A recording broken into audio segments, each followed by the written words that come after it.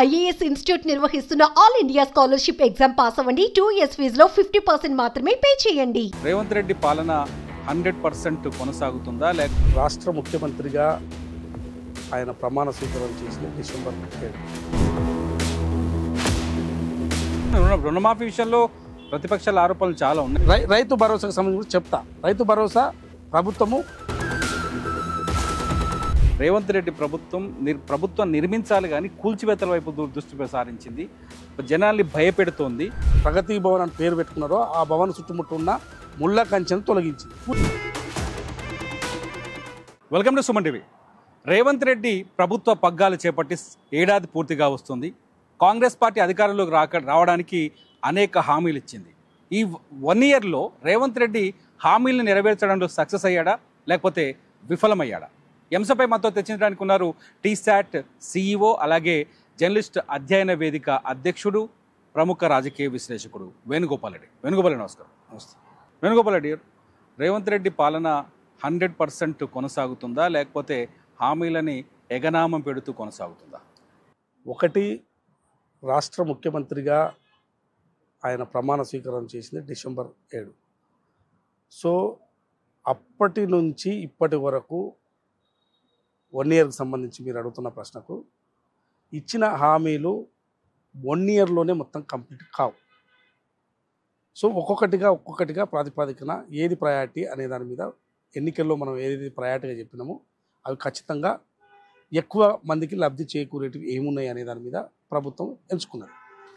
రాగానే మహిళలకు ఉచితంగా బస్ ఫ్రీ ఇవ్వాలి అని చెప్పి ఒక హామీ ఇచ్చారు. అది ప్రజల్లో కొంత ఆకట్టుకున్నది, మహిళలను ఆకట్టుకున్నది. సో ఇమ్మీడియట్లీ ఆ హామీని ప్రభుత్వం నెరవేర్చింది. ఇక రైతులకు రుణమాఫీ 2 లక్షల రుణమాఫీకి సంబంధించి సో ఇప్పటి వరకు రాష్ట్ర ప్రభుత్వము 18,000 కోట్ల వరకు ఇప్పటికే రిలీజ్ చేసింది. యాక్చువల్గా గత ప్రభుత్వాలు 1 yearకి 25,000 అని, మరో 1 yearకు 50,000 అని, మరో 1 yearకు 75,000 అని, ఇట్లా 5 సంవత్సరాలు ఒక ప్రాతిపదిక పెట్టుకొని తీరా వాళ్ళ ఈ 5 సంవత్సరాల్లో చేయడానికి ఇంట్రెస్ట్ కూడా సరిపోలేదు.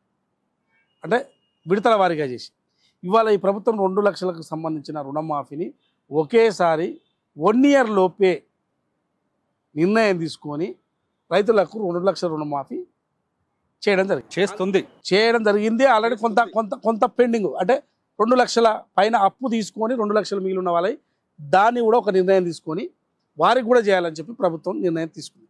ఎక్కడెక్కడో టెక్నికల్ అంశాలు వస్తే గ్రీవెన్సెల్ పెట్టి వాళ్ళ సమస్యలను కూడా పరిష్కరించి మొత్తం చేయడానికి ఉంది. కొన్ని డబ్బులు ఇస్తే మొత్తం అందరికి పూర్తి అయిపోతుంది అనేది అయిపోయింది. సో మేజర్గా రైతు రుణమాఫీ జరిగిపోయింది.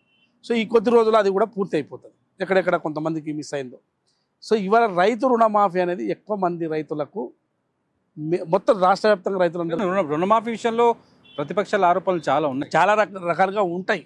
వాళ్ళ ఆరోపణలు చేస్తే ఒకటి, ఎక్కడైనా ఎవరికైనా మిస్ అయితే అడగడంలో తప్పులేదు, కానీ దాన్ని రాజకీయం చేస్తే ఎవరేం చేయలేరు. సో వాళ్ళు ఎంత చేసినా పెద్ద ఎత్తున రైతుల నుంచి స్పందన అయితే రాలే కదా. నిజంగానే రుణమాఫీ జరగకపోతే పెద్ద ఎత్తున స్పందన వస్తుంది కదా రైతులు. సో అక్కడో ఇక్కడో రాని వాళ్ళతో పట్టుకొని చేస్తే దాన్ని తప్పేం పడలేదు. ఎందుకు రాలేదనేది రివ్యూ కూడా ప్రభుత్వం రివ్యూ చేసుకున్నది. సో వాళ్ళు కొన్ని టెక్నికల్ అంశాల వల్ల రాలేదు. కొన్ని 2 లక్షలకు పైబడి ఉన్న వాళ్ళకి మనం కొంత వాళ్ళు మిగతాది కడితే బ్యాంకులు ఒప్పుకుంటున్నాయి, చేస్తాయని అంటున్నాయి. సో బ్యాంకులు లేకుండా ఒప్పుకోవని అంటున్నాయి. అంటే అట్లా కాదు, వారు కూడా నిర్ణయం తీసుకోవాల్సిందని చెప్పి ప్రభుత్వం ఒక ప్రయత్నం చేస్తుంది. సో ఇట్లా కొద్దిమంది మిగిలిపోయిన వాళ్ళతో ఏదో ప్రయత్నం చేశారు, కానీ అది సక్సెస్ కాలే. వాళ్ళు ఏదో మూవ్మెంట్ చేయాలి, ఇట్లా చేయాలి, అది చేయాలని ప్రయత్నం చేశారు. ఇవాళ రైతులకు రుణమాఫీ అయిపోయింది. ఇక ఎడ్యుకేషన్కి సంబంధించి రైతు భరోసాకు సంబంధించి చెప్తా. రైతు భరోసా ప్రభుత్వము పెండింగ్లో ఉన్నది. సో దాన్ని కూడా ఏ ప్రాతిపదికన ఇవ్వాలి, మొత్తం అందరికీ గుట్టలకు, రాళ్లకు, కొంతమంది వెంచర్లకు, కొన్ని కంపెనీలు, ఒక కంపెనీ చిన్న కంపెనీ పెట్టుకుంటే 10 ఎకరాల్లో కంపెనీ పెట్టుకుంటే దాని చుట్టుముట్టు 100 ఎకరాలు ఉంటే దాని చుట్టుముట్టు ఉన్న 100 ఎకరాలకు ఇవ్వడము, కాలేజీకి 10 ఎకరాల్లో ఉంటే దాని చుట్టుముట్టు 100 ఎకరాలు ఉంటే కాలేజీకి ఇవ్వడము, వెంచర్లకు ఇవ్వడము, ఇవన్నీ కూడా జరుగుతుంది. ఇది అసలైన రైతులకు కాకుండా ఇటువంటి వాటికి కూడా పోతున్నాయి. ఇండస్ట్రియల్ పెట్టుకున్న ఇండస్ట్రియల్ ఏరియాలో కూడా వాటికి కూడా రైతు భరోసా పోతున్నది. ఇది కాకుండా అసెంబ్లీలో చర్చ పెట్టి అటువంటి వాటిని అన్నిటిని తొలగించి రైతులందరికీ రైతు భరోసా ఇవ్వాలి. రైతులు కాని వారికి అంటే కంపెనీలు పెట్టుకొని దాని చుట్టుముట్టు 1000 ఎకరాలు పెట్టుకుంటే వాళ్ళకు కూడా ఇస్తే ఎట్లా? సో ఎంతకాలం తీసుకుంటారు దీని టైం? ఇంకొక 2 నెలలు తీసుకుంటా? డెఫినెట్గా వాళ్ళకి ఖచ్చితంగా ఈ 2-3 నెలలు మొత్తం కూడా అది ఒక అసెంబ్లీలో చర్చ పెట్టి మొత్తం ఒక నిర్ణయం తీసుకోవాలనేది ప్రభుత్వం యొక్క ఆలోచనగా, ముఖ్యమంత్రి ఆలోచనగా మనకు కనపడుతుంది. ఈ రైతు భరోసా అనేది ఖచ్చితంగా రాబోయే రోజుల్లో చాలా అద్భుతంగా ఇవ్వబోతున్నారు. రైతులందరూ కూడా సంతోషకరంగా ఉండే విధంగా రైతు భరోసా రాష్ట్ర ప్రభుత్వం ఇవ్వబోతుంది. అప్పుడు ఎవరు ఏమి చేయాలో దిక్కుదోచని పరిస్థితుల్లో ఈ ప్రతిపక్షాలు ఉంటాయి. ఇంకా చెప్తున్నా అంటే ఈ 1 ఇయర్లో ఇంటిగ్రేటెడ్ స్కూల్కి సంబంధించి ఆల్రెడీ మండలానికి ఒక ఇంటిగ్రేటెడ్ ముందు ప్రారంభించాలని చెప్పి ఇంటిగ్రేటెడ్ స్కూల్స్కి సంబంధించి మంచి ప్లానింగ్తో ముందుకెళ్ళాలి. అసలు ఈ ప్రైవేటు స్కూల్లే మూతపడేలా మనం ఈ వ్యవస్థను నిర్మించాలనేది ముఖ్యమంత్రి గారి యొక్క ఆలోచనగా ఆల్రెడీ దాంట్లో అన్నిటి కూడా శంకుస్థాపన చేసిన వర్క్ కూడా స్టార్ట్ అయింది. సో ఇది పెద్ద నిర్ణయం ఇంటిగ్రేటెడ్ స్కూల్స్ అనేది. ఇంకొకటి, ఈ రాష్ట్ర ప్రభుత్వం కాంగ్రెస్ ప్రభుత్వం ఏర్పడేసరికి 7 లక్షల కోట్ల అప్పులు చేసింది. సో ఆ అప్పులకు ఇంట్రెస్ట్ కట్టడానికి వస్తున్న ఆదాయం సరిపోవట్లేదు. సో ఇటువంటి పరిస్థితుల్లో కూడా ప్రభుత్వంలో పనిచేస్తున్న ఉద్యోగస్తులకు నెలకే జీతాలు పడాలి. గతంలో నెలకు జీతాలు 1 తారీఖు 1 తారీఖే ఫస్ట్ తారీఖే జీతాలు పడేటట్టు ఈ ప్రభుత్వం ప్రయత్నం చేసింది. కంటిన్యూగా ఫస్ట్కు పడుతున్నాయి. సో కాంట్రాక్టు, అవుట్సోర్సింగ్ అందరికీ పడాలనే దాని మీద ప్రభుత్వం ప్రయత్నం చేసింది. సో ఇవాళ ఈ ప్రభుత్వము ఒక్కొక్కటిగా ప్రయారిటీగా తీసుకుని అన్నీ పూర్తి చేయాలనే దాని మీద ఉన్నది. సో బోనస్ రైతులకు 500 రూపాయల బోనస్ ప్రకటించింది క్వింటాలకు. అసలు ఇప్పుడు ఈ టైంలో వచ్చే సన్నాలే వస్తాయి. సో 500 రూపాయలు బోనస్ ప్రకటించింది. సో గతంలో బోనసే లేదు కదా. మీకేమనిపిస్తుంటే కేసీఆర్ తెలంగాణ రాష్ట్రం ఏర్పడ్డ తర్వాత రేవంత్ రెడ్డి 2వ ముఖ్యమంత్రి, అంతకుముందు 2 దఫాలు కేసీఆర్ ముఖ్యమంత్రి, ఇద్దరి పరిపాలనలో చూస్తే మీకు తేడా ఏం కనిపిస్తుంది? ఒకటి, అప్పుడు మనకు తెలంగాణ ఏర్పడింది, మొదటి ముఖ్యమంత్రిగా కేసీఆర్ గారు ఉన్నారు. కానీ ఇప్పుడు ప్రజాస్వామిక తెలంగాణ ఏర్పడింది. అప్పుడు తెలంగాణ ఏర్పడింది కానీ ప్రభుత్వం ప్రజాస్వామికంగా లేకున్నది. ఇప్పుడు ప్రజాస్వామిక ప్రభుత్వము ఏర్పడింది. ఈ ప్రభుత్వం ప్రజాస్వామ్యబద్ధంగా నడుస్తున్నది. సో ఆ రోజుల్లో మనకు ఒక ఇందిరా పార్కును ఎత్తేస్తే దాన్ని పునరుద్ధరించడానికి కోట్లు మెట్లెక్కి ఉద్యమకారులు అంతా, సంఘాలు, పౌర సమాజం అంతా కూడా కోట్లు మెట్లెక్కి దాన్ని మనం పునరుద్ధరణ చేసుకోవాల్సిన పరిస్థితి వచ్చింది. కోదండరామ్ సార్ లాంటి ఇంటికి వెళ్ళి తలుపులు బలగొట్టి, కిటికీలు బలగొట్టి ఆయన బరబర ఈడ్చుకొచ్చారు. ఆ పరిస్థితి అప్పుడు కనపడదు. ఇక ఎన్నో ఉన్నాయి. రైతులకు బేడీలు వేసినాయి కానీ ఇసుక లారీల మీద పెట్టి తొక్కిచ్చి మనుషులను చంపి వాళ్ళను జీవితాలు పనికి రాకుండా చేసిన దాఖలాలు ఎన్నో ఉన్నాయి. సో మల్లన్న సాగర్ లాంటి భూసేకరణ జరిగినప్పుడు 2013 భూసేకరణ చట్టాన్ని అమలు చేయకుండా దాన్ని బుట్టదాఖలు చేసి వీళ్ళ సొంత ఎజెండాను, సొంత నిర్ణయాలతో భూసేకరణ విధానాన్ని చేపట్టారు. సో 2013లో తెచ్చిన భూసేకరణ చట్టాన్ని అమలు చేస్తే ఏదైనా కంపెనీ పెట్టాలన్నా, ప్రాజెక్టులు కట్టాలన్నా భూసేకరణ చట్టం, ఆ చట్టాన్ని అమలు చేస్తే రైతులు భూములు ఇవ్వడానికి సిద్ధంగా ఉంటారు. సో దాన్ని బుట్టదాఖలు చేసింది.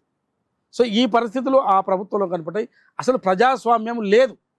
మరి పోయిన 5 సంవత్సరాలు, మొదటి సంవత్సరం 5 సంవత్సరాలు అంటే కొత్తగా వచ్చిన రాష్ట్రము, మనము కేసీఆర్ గారికి కొంత మనం సమయం ఇవ్వాలి, ఆయన ఇప్పుడే ఇబ్బంది పెట్టకూడదు అని చెప్పి అందరూ అన్ని రేవంత్ రెడ్డి ప్రభుత్వం ఇనండి పౌర సమాజం అంతా భావించింది. కానీ పోయిన 5 సంవత్సరాల్లో అందరూ భయభ్రాంతులతో బతకాల్సిన పరిస్థితి వచ్చింది. ఎవరిని ఎప్పుడు ఎతకపోతారో తెలియదు.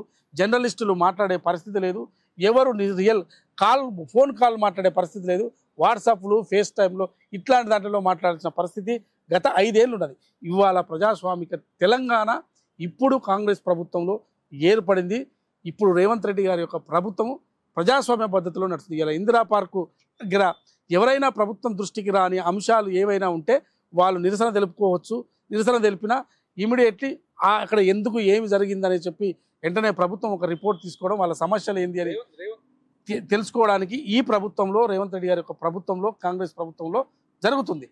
అక్కడ కూడా అవకాశం లేకుంటే గాంధీ భవన్కి వెళ్ళి కూడా రిప్రజెంటేషన్స్ ఇవ్వడానికి, అవసరమైతే మాకు ఈ సమస్యను పరిష్కరించండి అని చెప్పి గాంధీ భవన్లో కూడా ప్లాకార్డులు పట్టుకుని ఈ సమస్య ఉంది మాకు అమలు చేయండి అని చెప్పి అడిగే అధికారం ప్రజలకు ఈ ప్రజాస్వామిక తెలంగాణలో ఈ ప్రభుత్వంలో నడుస్తుంది. కేటీఆర్ గారు కూడా ఇందిరా పార్క్ దగ్గరికి పోవాల్సి వచ్చింది.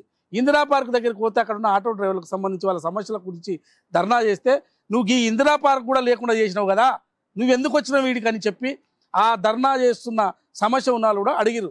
సో మేము ఈ ప్రభుత్వానికి రాజకీయం చేసుకుని ఈ ప్రభుత్వానికి మా సమస్యను విన్నపించుకుంటున్నాం, నువ్వు ఎందుకు వచ్చినావు అంటే కూడా అజమాయించి మైకి తీసుకునే ప్రయత్నం కేటీఆర్ చేసిండు. సో ఇందిరా పార్కు లేకుండా చేసింది ప్రభుత్వం, కానీ ఆ ఇందిరా పార్కు పోయే పరిస్థితి కల్పించింది, అంటే పోవడానికి కూడా అవకాశాన్ని ఇచ్చింది ఈ ప్రభుత్వం. అంటే ఎవరైనా సమస్యను ప్రభుత్వానికి తెలుపుకోవడానికి అవకాశం ఈ ప్రభుత్వం ఇచ్చింది. అందుకోసమే రేవంత్ రెడ్డి గారి ప్రభుత్వం, ఈ కాంగ్రెస్ ప్రభుత్వం ఇప్పుడు నిజమైన ప్రజాస్వామిక తెలంగాణ ఇప్పుడు వచ్చింది. వేణుగోపాల్ రెడ్డి గారు, ఇక్కడ ఒక విషయం, కాంగ్రెస్ పార్టీలో సరే కేసీఆర్ పరిపాలన పైన చాలా విమర్శలు ఉండొచ్చు, కాంగ్రెస్ పార్టీలో ముఖ్యమంత్రులను మార్చే సంస్కృతి ఉంది, కాంగ్రెస్ పార్టీలో ముఖ్యమంత్రిని మార్చబోతున్నారు అని ప్రతిపక్ష బీజేపీ స్పష్టంగా ఆరోపిస్తుంది. ఈ ఇయర్ తర్వాత ముఖ్యమంత్రి మారబోతున్నారు, నిజమేనా ఇది? ఇప్పుడు ఏదైనా మాట్లాడవచ్చు, ముఖ్యమంత్రి మారుస్తారని చెప్పేటాయన ఎవరు? ఆయనకి ఏం అధికారం ఉన్నది? ఆయన ఇచ్చిండా ఈ ప్రభుత్వాన్ని? కాంగ్రెస్ ప్రభుత్వాన్ని ఆయన ఏర్పాటు చేసిండా? అసలు మాట్లాడడానికి నోరెట్లు వస్తుంది? ప్రజాస్వామ్యాన్ని కూని చేసే మాటలు అవి. నిన్ను ఓడగొట్టిర్రు, నీకు ఒక ప్రతిపక్ష బాధ్యత ఇచ్చిర్రు, ఆ బాధ్యతను నిర్వహించు. పక్కల ఆ ప్రభుత్వం కూలిపోతుంది, వచ్చిన 4 రోజులకే ప్రభుత్వం కూలిపోతుంది దుర్మార్గంగా మాట్లాడారు. అటువంటి వాళ్ళు ఏదైనా మాట్లాడతారు. ముఖ్యమంత్రి దిగిపోతాడు, లేకుంటే మంత్రులు దిగిపోతారు, అన్ని దిగిపోతారు, మీరు వచ్చి కూర్చుందాం అనుకుంటారా? అంత ఈజీగా అందరూ దిగిపోవాలి, మేము వచ్చి కూర్చోవాలనుకుంటారా? అట్లా కూర్చొనివారు ప్రజలు ఇచ్చిర్రు. కాంగ్రెస్ ప్రభుత్వాన్ని ప్రజాస్వామికంగా ప్రజలు ఈ ప్రభుత్వాన్ని ఏర్పాటు చేశారు. మీరెవరు చెప్పడానికి? ముఖ్యమంత్రి దిగిపోతాడు, మంత్రులు దిగిపోతారు, మీరు ఇంకా ఏదో అధికారంలో అనుకుంటున్నారు. మర్చిపోండి, ఇంక రాదు మీకు అధికారం. 10 ఏళ్ళు ఇచ్చిర్రు. 10 ఏళ్లలో మీరు చేసిన అరాచకాలు ఇంకా 100 ఏళ్ళు మర్చిపోరు ప్రజలు. గుర్తుపెట్టుకోండి, ఒకటే గుర్తుపెట్టు. ఊకేనే ముఖ్యమంత్రి దిగిపోతాడు, అది దిగిపోతాడు, మీరెవరా మాట్లాడడానికి? దించాలన్నా ప్రభుత్వాన్ని ఏర్పాటు చేయాలన్నా ప్రజలు చేస్తారు. ఊకినే కాంగ్రెస్ పార్టీలో ఈ కల్చర్ ఉంది, ఆ కల్చర్, ఏ కల్చర్ లేదు. ఇప్పుడు మిమ్మల్ని భరతం పట్టే కల్చరే ఉంది కాంగ్రెస్లో. మిమ్మల్ని భరతం పట్టే కల్చరే కాంగ్రెస్లో ఉంది. మీరు చేసిన తప్పులు బయటికి తీయడానికే కాంగ్రెస్ కల్చర్. ఇప్పుడు గతంతో పోలిస్తే గతంలో కాంగ్రెస్ పార్టీలో రకరకాల కూటమిలు ఉంటాయి, ప్రజాస్వామ్యం ఎక్కువ, చాలా రకరకాల ప్రయత్నాలు చేస్తుంటారు, కుర్చీ కోసం ఫైట్ చేస్తుంటారు. రేవంత్ రెడ్డి వచ్చిన తర్వాత కాంగ్రెస్ పార్టీలో ఒక ఐకమత్యం కానీ ఒక కలివిడితనం కానీ కనిపిస్తుంది అనుకోవచ్చా? మీకు అనిపిస్తలేదా? అట్లా కడివిడి మొత్తం కలిసి ఉన్నట్టు కనిపిస్తలేదా? రోజు ఏమైనా మంత్రులు లేకుంటే ఎమ్మెల్యేలు ఏమైనా ఇక్కడ ఏమైనా కొట్టుకుంటున్నారా? కాంగ్రెస్ ప్రభుత్వంలో అద్భుతంగా కలిసి పనిచేస్తున్నారు. అద్భుతంగా ప్రజలు ఇచ్చిన హామీలను ఎట్లా నెరవేర్చాలని పనిచేస్తున్నారు. ఒకవైపు ఒక ముఖ్యమంత్రి, ఒక కీలక నాయకుడు కుర్చీ కోసం ఎవ్వరు ఏది ప్రయత్నం చేయట్లేదు. అది ఉట్టినే ఏదో ఒకటి అని గాలి కానీ చర్చ పెట్టాలి, ప్రభుత్వం ఉండదు చేయదని చర్చ పెడితే దాని మీద పలసన చేయాలనుకుంటున్నారు. కానీ ఈ మాటలతో పలసన కాదు. మీరు అధికారం నుండి చెలాయించినప్పుడు వేసి మనుషులను తొక్కిస్తున్నప్పుడే కాంగ్రెస్ సంబంధించిన నాయకులు నిలబడి మీతో కొట్లాడారు. ఇవాళ వాళ్ళకి అధికారం ఉన్నది, ఇచ్చిన హామీలను ఎట్లా నేర్చుకోవాలని ఒక బాధ్యతగా పనిచేస్తున్నారు. మీ లేక కుర్చీల కోసమో దానికోసమో రాగానే ప్రభుత్వాలు కూలిపోతాయని అట్లాంటి చర్చ ఇక్కడ లేదు. ప్రజల కోసం పనిచేస్తారు. ఒకవైపు ముఖ్యమంత్రిగా రేవంత్ రెడ్డి గారు తన బాధ్యతగా ఎట్లా నెరవేర్చాలి, ఉప ముఖ్యమంత్రిగా బట్టి విక్రమార్క గారు ఎట్లా మనం అమలు చేయాలని చెప్పి వాళ్ళందరూ కూడా మేధోమనం చేసుకుని చర్చోపచర్చ జరుపుకుంటూ ఒక కలిసికట్టుగా క్యాబినెట్ అంతా కూడా కలిసికట్టుగా ముందుకెళ్తున్నది. మీ లేక క్యాబినెట్లో కూర్చొని ఒకటే ఊకదంపుడు ఉపన్యాసం ఇచ్చి మీరు చెప్పింది క్యాబినెట్లో సపట్లు కొట్టి పోయి మీరు అన్నదాని మీద సంతకాలు పెట్టే పరిస్థితి ఇక్కడ కాంగ్రెస్ ప్రభుత్వంలో ఉండదు. కాంగ్రెస్ ప్రభుత్వంలో ఒక డెమోక్రటిక్గా క్యాబినెట్ జరుగుతుంది. ఏదైనా ఉంటే కులంకుషితంగా చర్చలు జరుగుతాయి, ఎట్లా ముందుకు వెళ్ళాలని చర్చ జరుగుతుంది, అందరూ కలిసికట్టి నిర్ణయం తీసుకుంటారు. ఇది కాంగ్రెస్ ప్రభుత్వంలో జరుగుతుంది. మంత్రులంతా కలిసి పనిచేస్తారు. ఎక్కడ ఏ మంత్రులు ఎక్కడ మాట్లాడారు చెప్పండి. కానీ వేణు గారు, బీఆర్ఎస్ గవర్నమెంట్లో మొన్న కేసీఆర్ బయటకు వచ్చిన తర్వాత పాలకుర్తి నియోజకవర్గం కార్యకర్తలతో మాట్లాడేటప్పుడు రేవంత్ రెడ్డి ప్రభుత్వం నిర్మించాలి కానీ కూల్చివేతల వైపు దృష్టి సారించింది, జనాల్ని భయపెడుతోంది, కూల్చివేస్తూ భయభ్రాంతులకు గురి చేస్తుంది. రేవంత్ రెడ్డి ప్రభుత్వం 1 ఏడాది పరిపాలన అస్తవ్యస్తంగా ఉంది అనే మాటలకు ఆన్సర్. ఇప్పుడు ప్రభుత్వము కూల్చివేతలు లేదు. రాగానే ప్రగతి భవన్కి సంబంధించి మీరు ఏదైతే ప్రగతి భవన్ అని పేరు పెట్టుకున్నారో ఆ భవన్ చుట్టుముట్టు ఉన్న ముళ్ళ కంచెను తొలగించింది, కూల్చివేసింది. తప్ప అది నాగార్జున గారు కట్టుకున్న ఎన్కన్వెన్షన్కి సంబంధించి ఆక్రమించిండు అని చెప్పి కూల్చివేసారు. ఇది ప్రభుత్వ బాధ్యతగా. సామాన్యులు కూడా చాలా మంది కూర్చారు. సామాన్యులు ఎవరికి కూల్చారు? అక్రమంగా ఎవరైనా నాలాలకు అడ్డంగా చెరువులో ఎఫ్టీఎల్లో కట్టుకున్న వాళ్ళవి రిమూవ్ చేస్తున్నారు. చేయొద్దా అవి? అంటే వాళ్ళు అట్లనే మొత్తం చెరువులన్నీ కబ్జా అయిపోవాలా? ఎవరి సామాన్యులు ఎవరి జనం భయపడతారు అనుకోవచ్చు కదా మనం. ఎందుకు భయపడతారు? పట్టణాలు పెరుగుతున్నప్పుడు కాదు కాదు ఎందుకు ఇప్పుడు జనం అంతా ఇప్పుడు ఇంత హైదరాబాద్ ఉంది, హైదరాబాద్ అంతా కూల్చుతుండ్రా? ఎందుకు? ఇవన్నీ తప్పుడు ఆరోపణలు. ఇప్పుడు సామాజిక బాధ్యతతో మాట్లాడాలి ప్రతిపక్షమైన. ఇప్పుడు నాలాలకు అడ్డంగా కట్టిర్రు. మీ మీ మీ గృహ మీ మీ మీ కాలనీలోనే ఒక ఇల్లు ఉందనుకోండి, నాలా పోతుంది, దానికి అడ్డంగా ఒక ఇల్లు కట్టిర్రు, అవి మొత్తం కాలనీలకు నీళ్ళు వస్తున్నాయి. మరి దాని ఆ నాలాలో ఉన్న తొలగించాలా వద్దా? అక్కడ ఉన్న కాలనీ ప్రజలంతా కూడా సంతోషాన్ని వ్యక్తం చేస్తారు.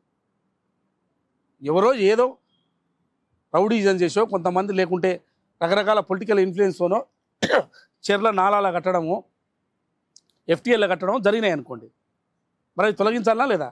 పర్మిషన్లు ఉన్నాయి దాంట్లో, ఎక్కడ సామాన్యులే కానీ ఎవరివి కానీ పర్మిషన్లు. ఒకవేళ వెంచర్లు జరిగో పర్మిషన్లు ఇచ్చో, ఇంటికి ఆ ఇంటికి పర్మిషన్ ఇచ్చి కట్టుకోవడం నిర్మాణం పర్మిషన్ ఇచ్చింది ఎక్కడ కూర్చోలే కదా.